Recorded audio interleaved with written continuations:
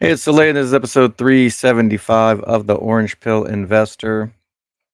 And seems like the hardcore OG Bitcoiners think that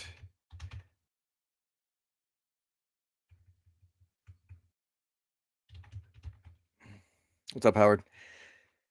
They think that never sell your Bitcoin is a real thing. And I've probably said it a bunch of times and repeated it myself and patted myself on the back every time I sent some sats to cold storage. But that cannot be true. And the reason is because if Bitcoin is not spent, then it fails. I'm going to talk about P today a little bit, but also let's just take this to its like most simplest form, right? You're on a desert island. You're either the first two people of civilization, you can be Adam and Eve, or you can maybe you're the last two in civilization because uh, we decided to blow ourselves up, and you and one other person are trying to restart humanity on a desert island. You brought your laptops with you. You're you're running. You got your you're running a node. You know, you're both running a node, and you've each got 10 million Bitcoin. Satoshis are still locked up or whatever, and you're going to start a new economy. Whatever you produce has to be paid for by the other person. And you're starting off on the right foot. Like your whole entire civilization is going to be built on sound money, so that's cool. But you can't stack sats without someone else losing sats. So if you believe that hyper Bitcoinization will be reality at someday, and maybe none of us will even be alive at that point, like if I can stretch myself another 50 years, you know, that might work out. Um, Kind of trying to live long enough to live forever. Like I don't maybe we'll get some cool CRISPR gene therapy, or maybe we can inject ourselves with nanobots that'll go and repair our tissues or something, or clone ourselves a whole ass extra body and we'll transplant our brains into it or something. Who knows? Um, but anyway, that could be 100 or 500 years down the road. I don't know. But the point is that if everyone just sends their Bitcoin to cold storage, then there is no economy. Like Bitcoin becomes infinitely valuable and then goes to zero because you can't buy anything if no one is willing to spend it. That's an extreme scenario, but it doesn't matter if 8 billion people are all on the Bitcoin standard. You've got to spend it in order to in order for Bitcoin to can still, continue to be valuable. In order for it to have a use case, right? People say, "Oh, what's the point? What use case does it have? What inherent value does it have?" And its inherent value is only if it's a medium of exchange. So there's that argument about store of value versus medium of exchange. And I can't say that I even came up with this thought on my own. It's probably just listening to Jeff Booth, really. And he thinks that if Bitcoin fails as a medium of exchange, it fails as a store of value. And that kind of makes sense to me. But I've been thinking about something lately, and it's not just that you have to provide enough value to stack more sats than everyone else, because if every like I think we've already kind of proven that everyone can't just stack sats because it's a fixed pie. They're infinitely divisible, So you could continue to stack like fractions of a sat, I suppose. But since it is a fixed supply, it's a zero sum game. Someone has to gain sats in order for someone to lose, but that doesn't mean there's a loser in the transaction because I'm going to continue to eat steak and eggs. And if the cattle farmer and the egg laying, the egg farmer, um, start refusing to accept fiat, and they're like, "Nah, I want paid in Bitcoin, please, okay, thanks." Then I'm going to have to come off of some of my sats. And then if I want more sats, I'm gonna have to go and provide something of value, probably a lot more valuable than this podcast. So we'll see. But that kind of really doesn't matter because you can actually you can actually lose sats forever and continue to be more wealthy forever. And the reason is because Bitcoin is finally imposing the free market. And some people say the reason that you have to get off zero is because then you'll do the work to learn about it. But I think the other thing is that getting off zero, like the only way that you can see that the natural state of the world is deflationary and that Bitcoin is repricing the entire world and that everything's price is trending to zero compared to Bitcoin. Like you have to own some Bitcoin in order to be able to put on those the they live glasses, right? And then you just start seeing the signs everywhere.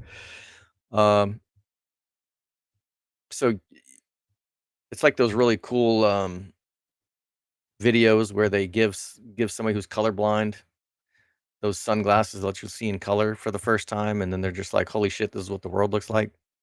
That's kind of like what like buying your first few sats is like.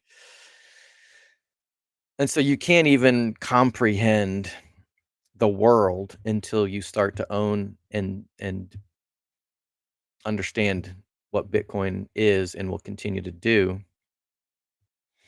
And so if the deflation rate now is like, you could say it's somewhere between 3 to 5%, right? So even if you buried your money under the mattress, you should continue to get 3 to 5% richer every year, but you don't because the system, in order to continue stealing from you, must create inflation where no inflation would naturally exist.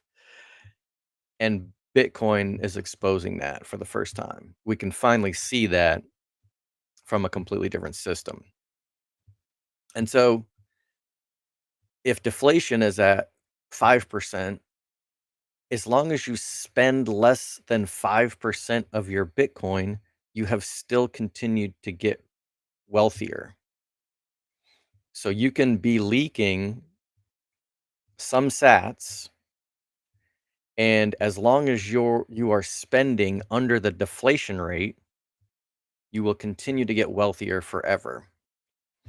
And there's even like a Bitcoin what is this, retire early calculator. And you can put your Bitcoin stack. This is clearly not my well, that's not clearly not my Bitcoin stack, but I can confirm that this this ain't my Bitcoin stack. I'm just saying, if you had 20 Bitcoin and you're like, "Can I retire on this?" You can plug all of your assumptions into this model. And you can be like, "Okay, I want to retire now. Fixed withdrawal, no. And let's just say I'm going to have to pay 20% in taxes. Calculate. All right. You're going to spend 2 Bitcoin this year. You're going to live on 160 grand. And then you're only going to have, um, 18 Bitcoin, but it'll still be worth this much. And then 2026, Bitcoin on average, will have gone up in value. So you're not going to need to withdraw as much, but you're going to actually withdraw more in fiat terms, and the remaining Bitcoin is actually going to be worth more. And then you're going to continue to be able to spend more. And then the fraction of Bitcoin that you're going to have to spend to support that lifestyle will continue to decrease. And, in 25 years or whatever, in 2050, you're only going to have 4 Bitcoin left, almost five, but it's going to be worth 132 freaking million dollars instead of $2 million. So your steak's going to get cheaper compared to Bitcoin. Um, your eggs are going to get cheaper. Your Disney vacations are going to get cheaper. And to me, this is the Bitcoin end game. Um, some people ask how much is too much Bitcoin for strategy to to get, and I'm gonna guess, like, as long as it falls within the 80-20 rule, 20% of the world has 80% of the Bitcoin. I still think that's kind of fine. The rest of the world's economy can just plug away with the other 20%. I don't see a problem with that. But at some point, Strategy's employees are not going to want to be paid in dollars, or they'll just be instantly converted to Bitcoin. Because why would anybody hold a melting ice cube, right? Especially the employees of the one company that actually understands what Bitcoin is. And that's totally fine. Like, if yeah, if Strategy got all 20 million of the remaining available Bitcoin, then yeah, it would just become worthless because nobody has any Bitcoin but them, and there's no buyers and there's no sellers. So eventually, and I don't know if Strategy will have to pivot off of the on the we're never selling our Bitcoin claim, or if we're just going to get into semantics and say that spending your Bitcoin is not the same as selling it. Like, you're not going to sell it for fiat, but you'll spend it because you have to pay your employees, or you'll spend it to pay the interest on the loans that they used to buy the Bitcoin in the first place. And as long as they are not hemorrhaging Bitcoin faster than the inflation rate, I think that's completely fine. And like I said, I might not even be alive when this matters. Um, which brings me back to pizza day. So Laszlo, I'm gonna fuck up his last name, Heinz, spent 10,000 bucks for 2 Papa John's pizzas. When I read that, I was like, "Holy shit, what Papa John's manager actually accepted Bitcoin?" But no, of course, that's not how it worked. He actually had to find someone to buy the pizzas for him, and then he paid that guy. And, along with Satoshi on the cyber Mount Rushmore, we gotta put this guy, um, Laszlo, up there, right? He's gotta have his face on frickin' cyber Mount Rushmore. But just as important, or maybe even more important, is this dude, Jeremy Sturdivant, because you don't have a market if you don't have a buyer and a seller. So you could say that this guy, paper hands his Bitcoin, but that's ridiculous. Like, these two dudes are freaking straight up heroes. One guy was willing to spend his Bitcoin for something valuable, and the other person was willing to accept Bitcoin. Like, this created the entire market. Um, and eventually, this will be the entire world. will just be people wanting things and other people producing things that other people want. And the only thing that anyone is going to want in trade is some freaking Bitcoin. So we're either going to have to give strategy a pass and say that they're allowed to spend it, but not sell it. um, but I think some hardcore Bitcoiners that are orange pilled take it a little too literally that everything just has to go to cold storage and stay there forever and never change. And I don't even really buy the whole borrowing and getting a yield on it because you're exposing yourself to risk. And some of those people will be made whole and some of those people will default. And anybody who defaults paying back their Bitcoin, or, if you lend your Bitcoin and you don't get it back, uh, there's always that risk. So I think that's everything that I wanted to cover. So let's hit I don't think there's going to be much I'm going to trade today. Strategy. This pisses me off. So the fact that I can't participate in the options market at 8 p.m. when strategy was hitting 310, that drives me absolutely freaking insane because I'm like excited. I'm like, oh, if we open at 315, maybe I'll sell a covered call. And then, we open at 300. That drives me absolutely nuts. All right, so let's check the chats. What's up, Magic Pete? Deeply mourning. Hope I don't regret not taking profits yesterday on my 300 long calls expiring tomorrow. Oh man, I hope so too. Um,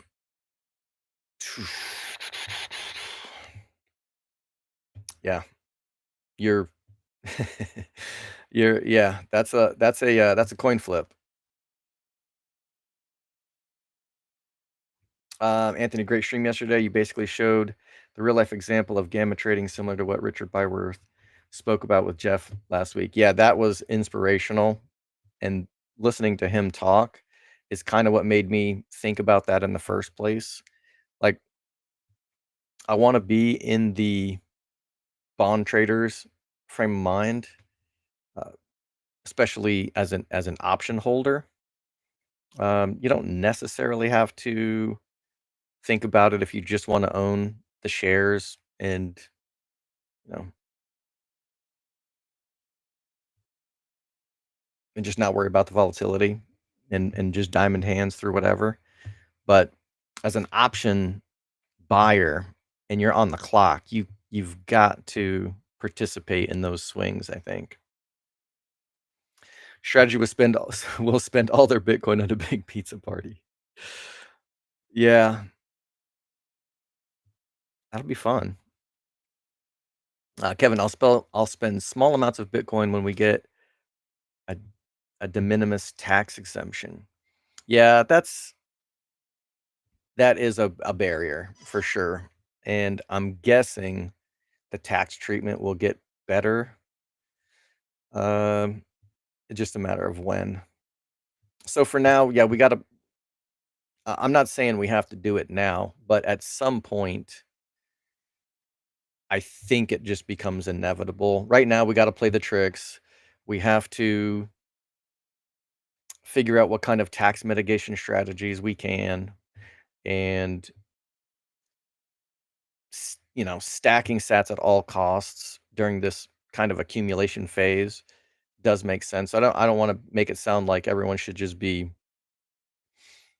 um, cracking open their cold storage to buy fucking rims or something on their car.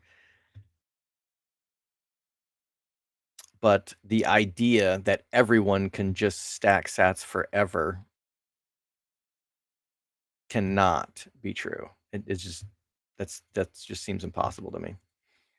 Tax structure disincentivized spending Bitcoin, as Kevin alluded to, so entrepreneurs would have to discount their wares versus fiat to convince hodlers otherwise. Yeah, it's going to take a while. Some think the move is to sell your Bitcoin for IBIT and or strategy borrow on your holdings. It could be with an asset line of credit or by writing calls. The fiat system seems strong. Yeah, they're gonna cling to life for a while. And I think Saylor is ultimately wrong about this, but he's definitely right for now. And I don't know if that's for the next 50 or 100 years, but he said, you know, Bitcoin is sound money, but he said, "Who do you think's gonna win the war for money? It's gonna be the people with all the money." And right now, because Bitcoin is so small, its market cap is so small compared to the entire world economy that, all the fiat holders can kind of push push their weight around a little bit. But eventually, if we get hyper Bitcoinization, it becomes the biggest pile of money and it starts, throwing its weight around. So I think he's right that the war for money will be won with money, but eventually only Bitcoin will be money. I don't know how long it's going to take for fiat to become that irrelevant. It might be several generations. Um, and I think Adrian said something that was even really interesting because if Bitcoin is perfect money, but then like money becomes irrelevant at some point, right? If we get like Star Trek kind of sci-fi days, he's kind of saying something like, maybe we'll transact in energy or something, which kind of reminds me of that movie where was it Justin Timberlake? Can't remember. The one where people would like trade their life force for things and all the rich people had like giant bank accounts full of lifetime and they could just live forever and the poor people were trading a couple of minutes of their life every day for enough food to eat. But yeah, maybe the next money will be energy or some weird shit like that. Um, we got to let that guy just start riffing on the True North calls because he's got some wild ass thoughts. Yeah, Howard, we need 24/7 options for sure, man. Like, there's no excuse. They could literally just change one line in the code and just let everybody trade. I'd probably never sleep again. I'd have to start drinking coffee. But at the very least, it would just let me say, it would let me go in here and be like, okay, well, if the price goes up to 325 overnight, then maybe, what is that, 10%?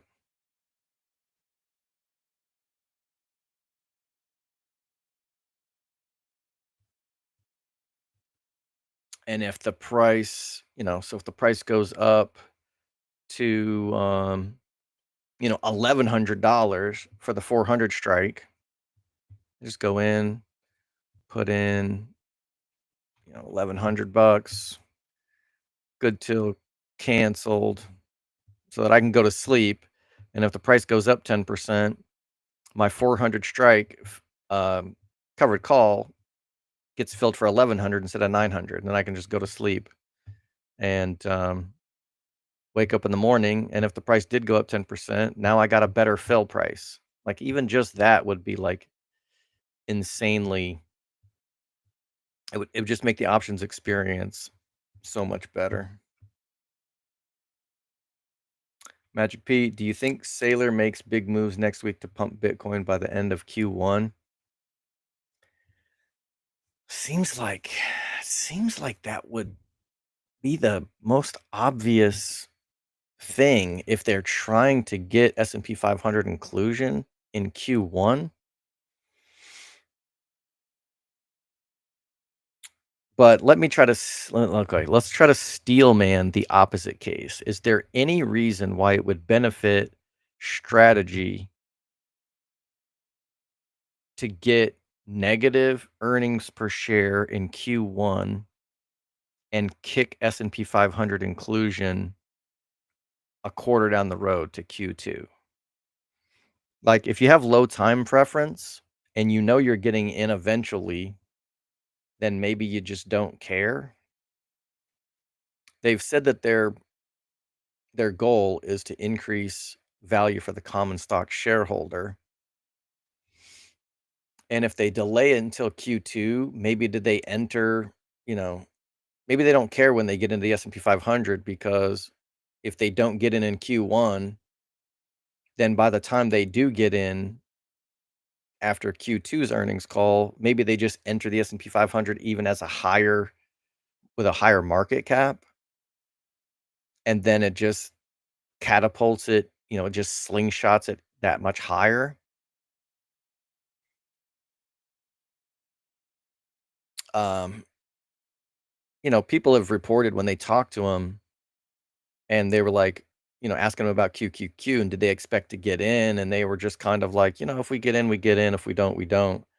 And they're glad about getting in, but I don't know that they have this convoluted master plan for trying to make sure that they pump up the stock and they pump up Bitcoin and amp up the stock just to get included 3 months earlier. I don't know that's a low time preference way to run the company. So they may be happy to just let Bitcoin do whatever Bitcoin does. And yeah, because if you were like, you know what, I got to do $12 billion worth of convertible bonds in the next 2 weeks to get into S&P 500, does that, in a long term sense, does that work? Because you might have to give yourselves, might have to give the company less favorable deals in order to plow all those through that fast.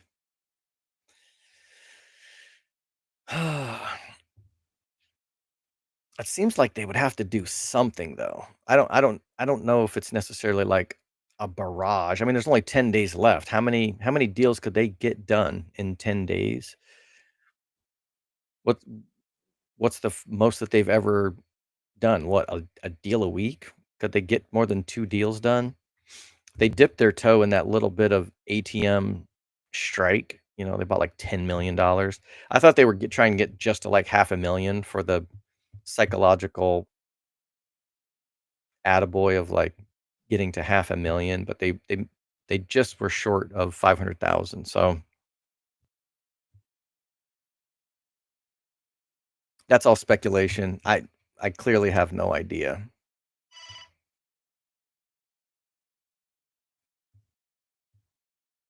Yep. So that was JT, huh? All right. Requires more people learn about strategy in Bitcoin. We're in a bubble. I do my part to explain it to whoever will listen, but we're a while off from Jeff Booth's vision if we ever get there. Yeah, it's a long way away. Think Sailor said inclusion would be a bonus, but it doesn't affect their strategy. I think that's probably right. Right now, in the short term, I like what I hear about a Bitcoiner in every U.S. representatives and senators' staff. Those in charge have money printers. Look into Choke Point and Nick Carter's reporting. Okay, I'll have to follow him. He was saying some downright bearish stuff recently about strategy, I think, but I'll try to pay attention to his stuff. All right, let's check the trades. I don't think I'm gonna do anything today. Like if we were at 315, 325, I would have probably considered this. But the fact that we're already pulling back a little bit from our recent, top makes me not want to, throw any new covered call positions in here.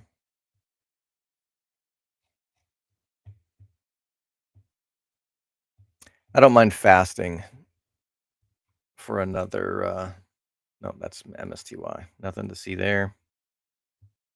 I don't mind fasting for another week.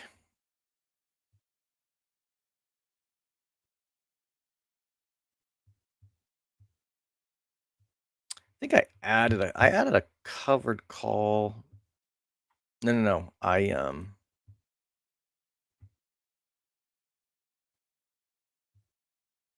think I took off one of these. Yeah, I closed one of these short 900s. How much did I pay for that? 325. I've got just enough cash to close another one.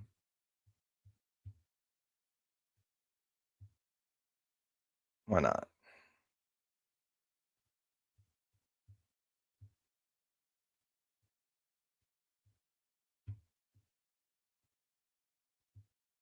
Now I've got unlimited upside in two of those 900 strike, or excuse me, 800 strike long calls. Probably still will miss on those, but that's fine. Yeah, nothing to see here.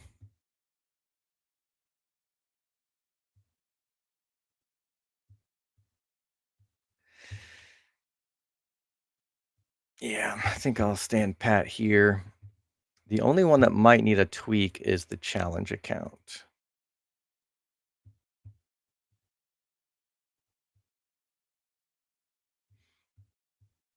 Yeah, so this one is back to,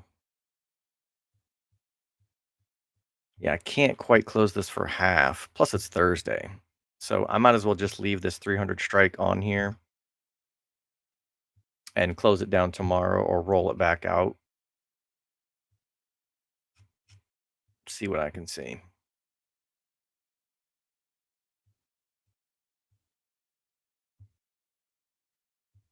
All right, the 5K account. All right, CLSK Wolf. See, this Wolf one is annoying because it says it's only worth $1, but the liquidity is so bad that it's just really kind of like a math error because the bid ask spread is so wide.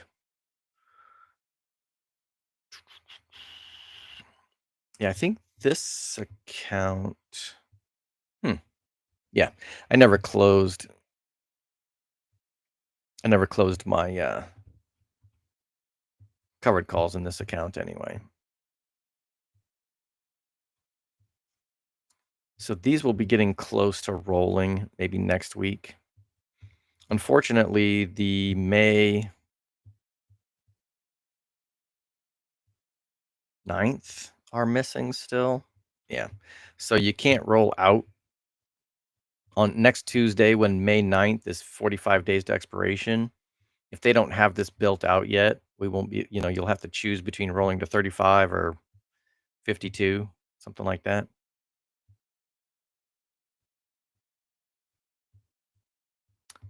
But my April 17th, I will need to be rolling out over the next week or two. 28 days left on them. I could roll it out 2 weeks to 43. So next week I'll be looking to roll those for sure, regardless of the price.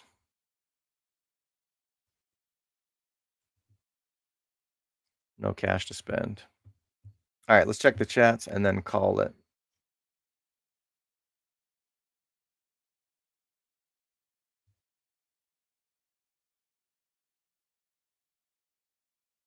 K4, what's the book that you are currently reading?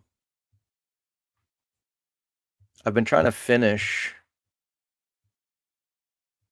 Soft War for quite a while, but I'm actually reading Mark Ripeto's Starting Strength.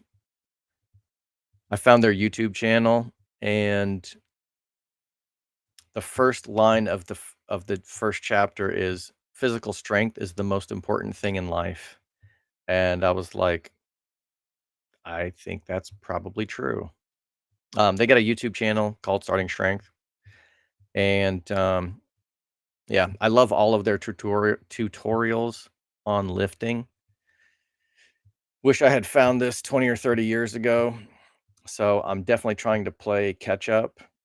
I just switched over to like a low bar squat, which instead of putting the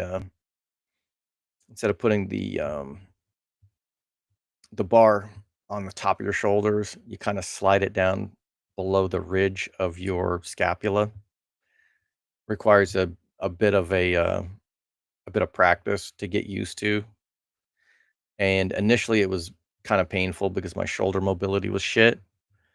But having been doing it for the last month, I'm actually able to. Um,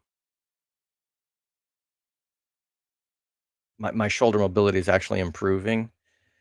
Um, and there's an old YouTuber. He's had a bit of a weird, like, MGTOW um, fascination recently. I don't know if he still does, but there was this fitness guy, Elliot Hulse, and one of the things that he said back in the day was, when you start lifting and pushing yourself, you're going to find things wrong with your body,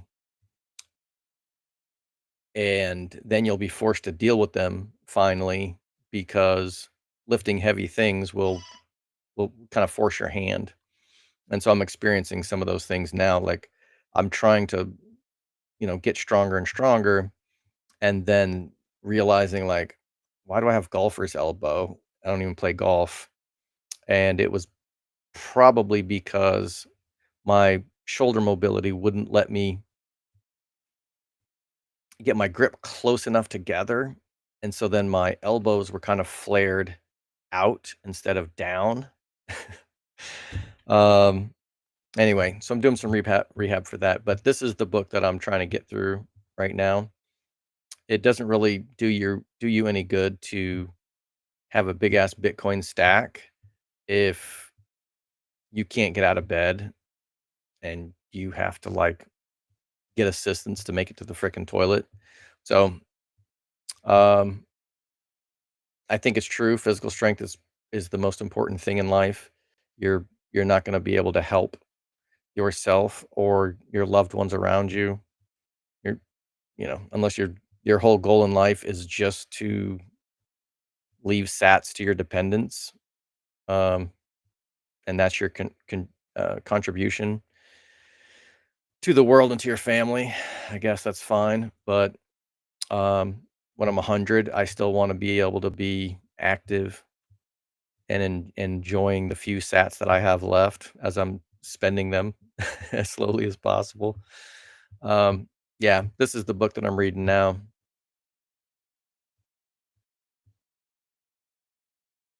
I'm embarrassed to say that I haven't even read the Bitcoin Standard. Like, software, I think, was the first Bitcoin book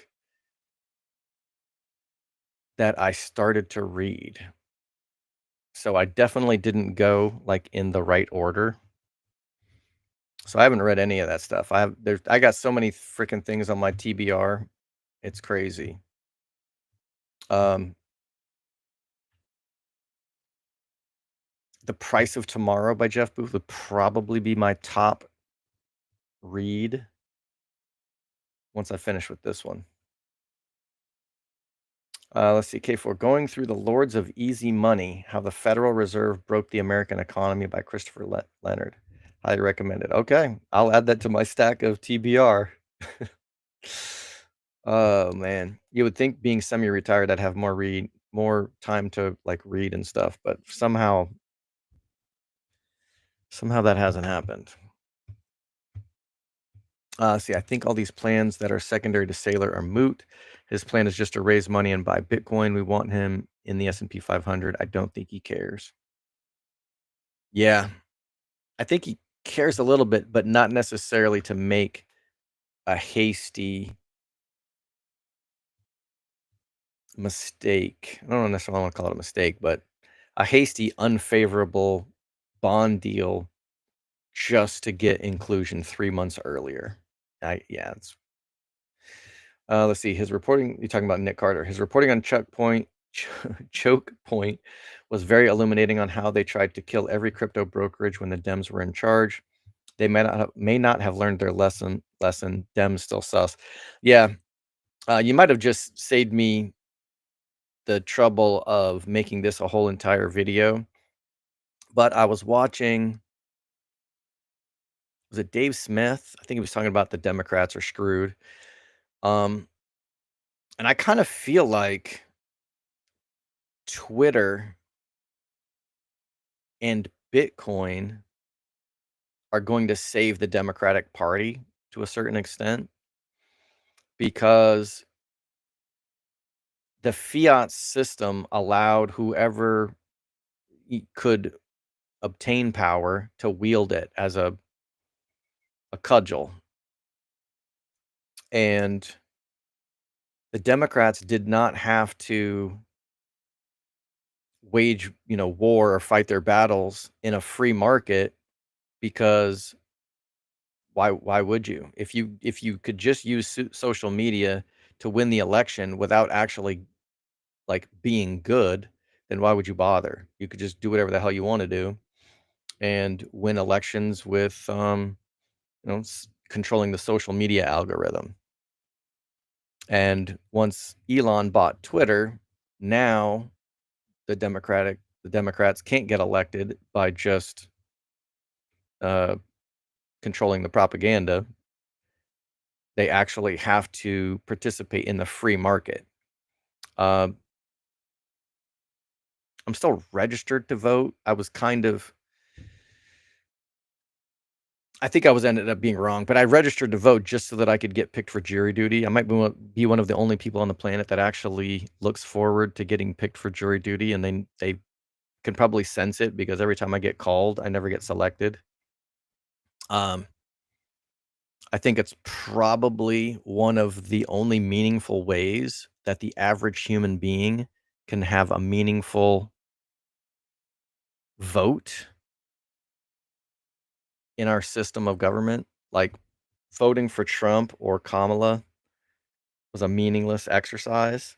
I'm glad a bunch of y'all went out and voted the way you did. I think we're probably, better off or whatever, but I wasn't that fussed about it.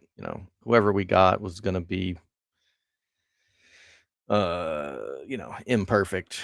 So I think we got the lesser of two evils, but I think that voting on a jury actually does mean something. Like if you can contribute to, maybe freeing an innocent person from a wrongful conviction or voting to give, a victim some bit of justice is 100 times more meaningful than voting in the you know, an election. You could make an argument for some local elections, but um yeah, I got off on a tangent there, but I think that now that the Democrats can't just get elected with smoke and mirrors and controlling the narrative, they will actually have to start listening to voters. And so the Democrats will probably get a lot better. I don't know how many years it's going to take. Probably going to have to wait for a lot of the old farts to just die off and be replaced by uh, younger politicians that grew up with Bitcoin.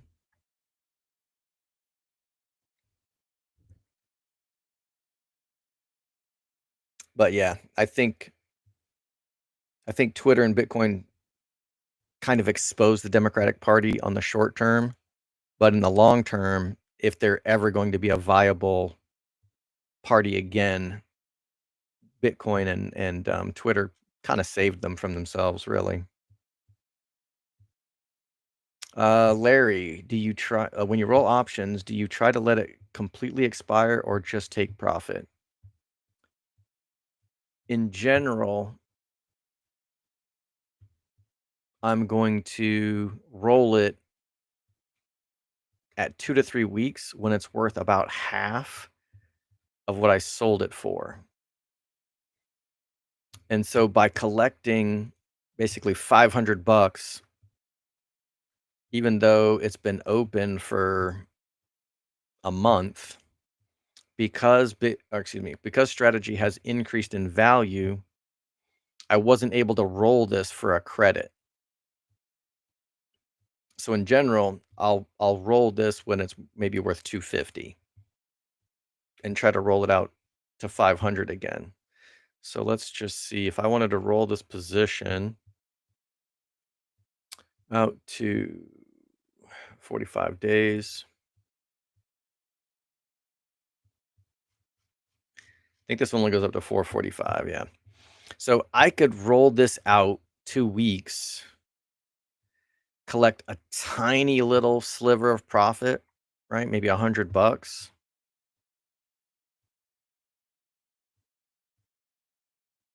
Um,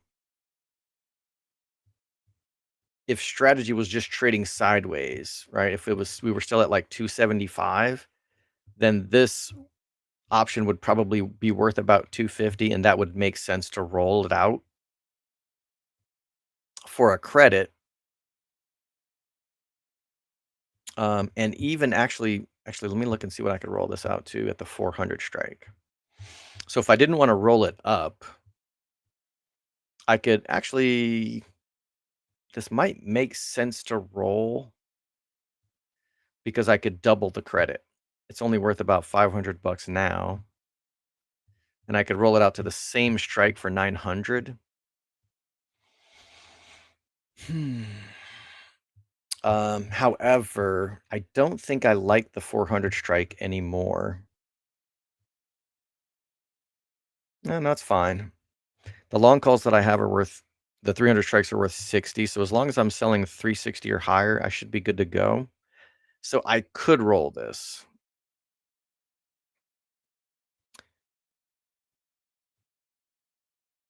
All right. So my 45 days to expiration calls. Let me just repeat the strategy. According to Tasty Trade, you're going to want to try to buy it back for half price and then roll it back out again every 2 to 3 weeks and just rinse and repeat. So do you try to let it completely expire? With the 45 days ones, no.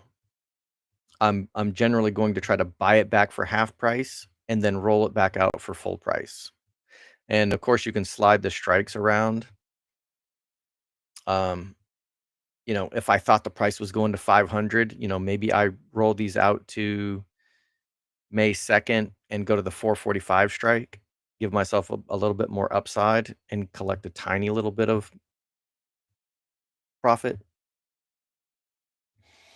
Or if I was fine with $400 a share being my upside, I could roll this out to the 400 strike and get like whatever it was, 900 bucks.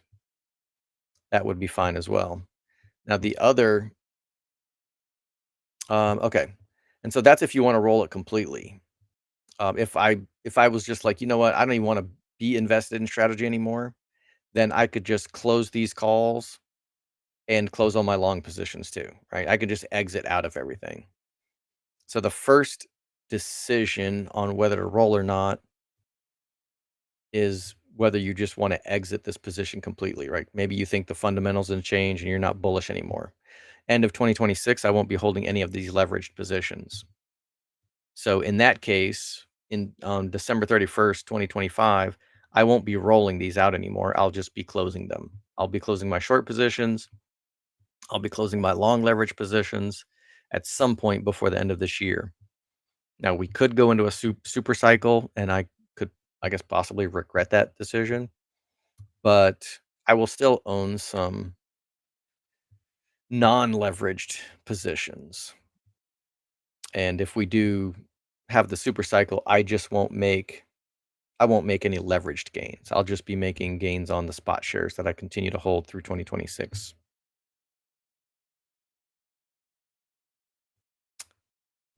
But if I'm selling the weeklies, then there's really not a lot of time to be trading in and out of these.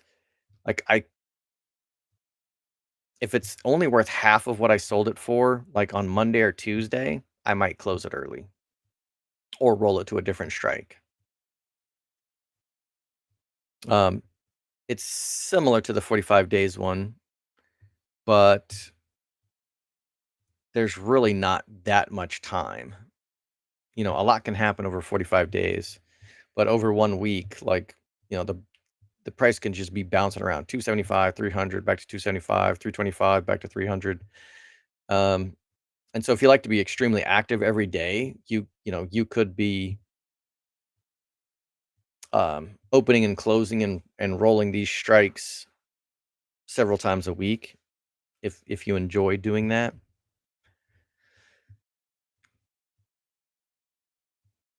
But yeah, the way that I normally gauge it is, has half of the option's value decayed in less than half of time in less than half of the lifetime of that option.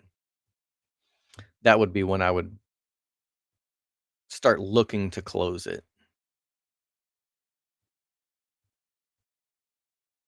And if the premiums are still valuable, then I would consider reopening at a new strike and possibly with a new expiration date. So let me know if that answered the question. Let's see. Get a TheraBand for your elbow. It's so simple to rehab and works so fast. Yeah, I've been meaning to take a look at that. Um, what I'm actually doing is I've actually gotten rid of my golfers, and I had a golfer's elbow and tennis elbow. I don't play either of those sports. But I had both in my right arm at one point, and I followed this other guy's channel, Smashworks, spelled with a WERX. He's got some really good fitness stuff. Um, there was like a half dozen physical therapy exercises that he had me do, or not that he specifically had me do, but that I saw him. Um, I saw him, his video recommending. But Starting Strength's got their own recommendation as well. For actually, it's the same thing for golfers or tennis elbow, and that is to do like a third of your max pull-ups, right? So if you can do 10, then you're just going to do 3, and you're going to give yourself about a minute of rest and do 20 sets of 3. The point would basically be to inflame it so badly that your body has no choice but to repair itself. Um, Permanently. So I just started that a couple of days ago, and my back was so freaking sore from doing 60 pull-ups. I was, like, kinda surprised because it was really easy, a minute's rest in between, 3 pull-ups, 3 pull-ups, 3 pull-ups. It was very easy to do, but I was sore for frickin' 3 straight days. So, I'm gonna give that a shot, and, if I can't deal with it and it doesn't go away, maybe I'll check out the TheraBand thing. Appreciate the suggestion. Hate that we need older people to step down. Yeah, or just wait for them to die. That's that's always an option. I remember when my son was getting idealistic, you know, early teens or whatever, and he's frustrated by racism and all the other isms, right? Starting to become a young adult and feels like he's got to deal with all the ails of the world or whatever. And that was basically one thing I told him, like, don't get yourself too worked up about it. Sometimes the easiest thing to do is just just sit and wait for old people to die and get out of the way. Also, TheraBand works on both tennis and golfer's elbow. Good to know. What's up, Tone? Try some methylene blue infused beef tallow balm. Holy shit. Okay. As well as Marachi medicinal. And even maybe temporary lion's diet to let it heal optimally for your elbow. Okay, appreciate that. I've been trying to figure out if I should try the methylene blue thing, but there's methylene blue infused tallow balm. Okay, so you're just gonna apply that to the skin, and the methylene blue is gonna is gonna absorb to the skin? That's wild. I actually am gonna try lion, close to lion. I'm probably not gonna give up my eggs, but I've been consuming a lot of fruit over the last several months. Um, the sumo oranges are in season for like 3 months, at the beginning of the year, and I kinda just can't help myself. But, I think I ate my last kiwi today, and all the fruit is gone that I enjoy. So, I probably will be on pretty close to lion. It's just gonna be ribeye and eggs and maybe some there's actually a decent, it seems to have pretty decent ingredients. There's like a sheep's milk Manchego cheese that they sell at Costco. A lot of Costco's stuff is not great as far as the ingredients wise, but, that one seemed to be pretty legit. Didn't seem to be much of anything in there that I was not happy with in the ingredients list. Um, so yeah, eggs, a little bit of cheese for variety, and ribeye is probably gonna be my diet for the next month or so. Let's see, just a different motion. It has to do with the wrist and forearm. I'm telling you, it's better and is better in a week or so. Yeah, but and then do I have to keep wearing the band, or if I take off the band, it just comes back? See, not medical advice, of course, with Saran wrap. With Saran wrap. Okay, so that's just keep it from is that to help it absorb or just to because it's greasy and I don't wanna grease up everything? Great stretch for tennis elbow. I'll send you a link. Okay, cool. Alright, so put the balm on at the pain point. Is this Bitcoin run supposed to go into 2026 or end of 2025? So Samson Mao doesn't even believe that the 4-year cycle exists. He kind of feels like it's I guess kind of a coincidence or seeing a pattern that doesn't really exist because maybe Bitcoin is so small that it's just influenced by the normal presidential cycle or the economic cycles, and it's not something fundamental to Bitcoin. And so whether the 4-year cycle never really existed or whether it's about to be broken is up for debate, right? Like, they could be wrong, and maybe the 4-year cycle does continue, right? Like, if Bitcoin is just math and there's a halving every 4 years, then maybe this is just what happens every 4 years until the halvings become kinda meaningless. So, I don't know, but here's why it's important to me. So, let's go scenario A, the 4-year cycle continues, and scenario B, the 4-year cycle doesn't continue and it's just number go up in 2026 and 2027, right? If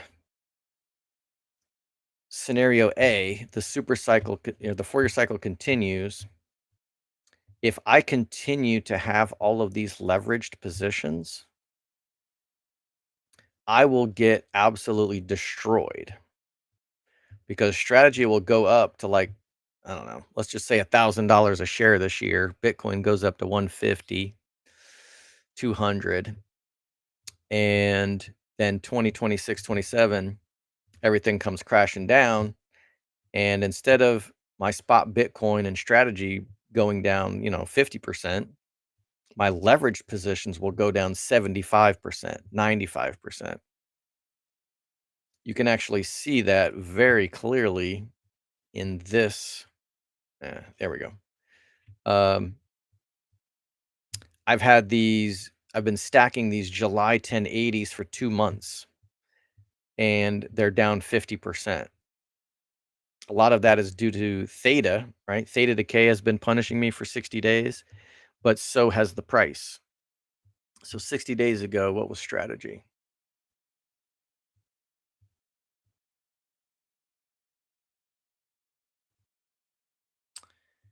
Let's do January 20th. Yeah, so I started I started stacking these 1080s when the price was 400 a share, and I'm thinking I'm buying the dip because it's down from 500 a share. But then I had to buy the dip, and I had to buy the dip, and I had to buy the dip, and I had to buy some more dip, and I like, "Oh, we're coming back. No, it's time to buy more fucking dips." And so if 2026 and 2027, even if it only has like a 30% pullback, what if we get less volatility and we only pull, Bitcoin goes to 150 and it only drops back down to 100, right? And it never goes below 100 again. That will be catastrophic for all of these long call positions. A 30% drop in the underlying price would be like a 50 to 70% drop in the option price.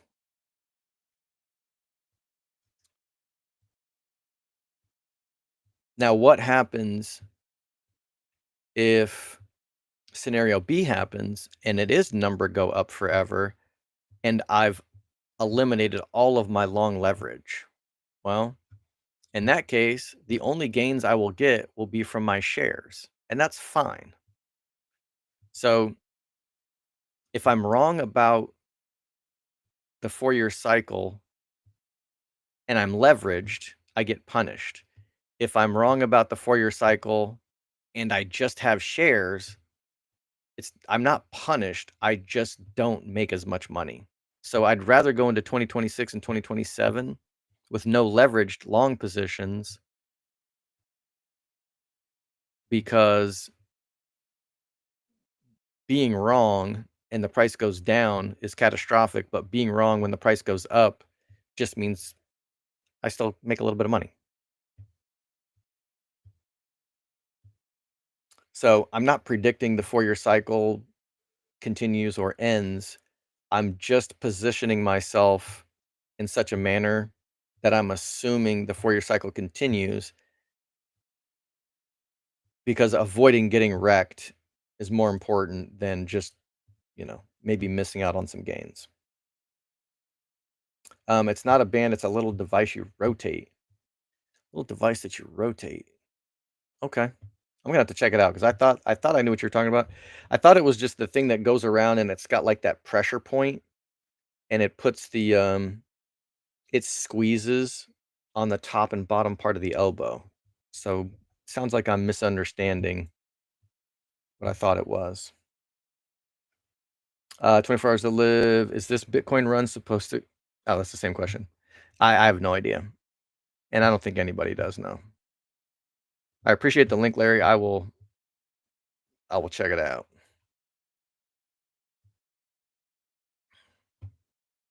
All right, we're all caught up on the chats. Didn't do much trading, so mostly just ran off the mouth.